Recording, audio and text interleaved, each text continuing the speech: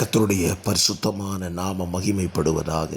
ஆசீர்வாதமான ஒரு நல்ல காலவெளியிலையும் கர்த்தருடைய வார்த்தையினால் உங்களை சந்திப்பதில் மிகுந்த சந்தோஷம். இந்த நாளை கர்த்தர் உங்களுக்கு ஆசீர்வாதமாய் மாற்றி தருவாராக. இந்த காலவெளியிலையும் சங்கீதம் 112 1ஆம் வசனம் இப்படி சொல்லுகிறது: அல்லேலூயா, கர்த்தருக்கு பயந்து அவருடைய கட்டளைகளில் மிகவும் பிரியமாயிருக்கிற மனுஷன் பாக்கியவான். ஆண்டவர் யாரை பாக்கியவான் என்று சொல்லுகிறார் என்றால், அவருடைய கட்டளைகளில் பிரியமாயிருக்கிற மனுஷன் பாக்கியவானான். இந்த காலவெளியில் நம்மில் பலரும் சொல்லுவோம், நீ என்னையா கொடுத்து வச்சுவேன் பாக்கியவான் என்று சொல்லுவோம். இல்லை, பாக்கியவான் என்று நாம் சொல்லுகிறவர்கள் பாக்கியவான்கள் அல்ல. யார் பாக்கியவான்கள்?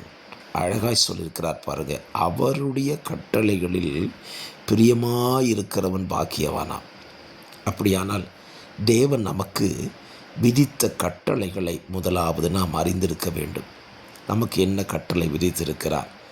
அந்த கட்டளைகளில் ஒவ்வொரு நாளும் பிரியப்பட்டு நாம் நடப்போமானால் நாம் தான் பாக்கியவான்கள்.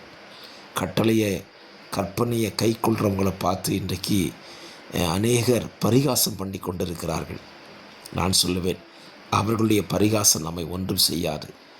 நாம் தேவனுடைய கட்டளைகளில் அனுதினம் பிரியப்பட்டு அதிலே வாழுவோம். தேவன் நம்மை பாக்கியவானாய் வைத்திருப்பார். ஆமென்.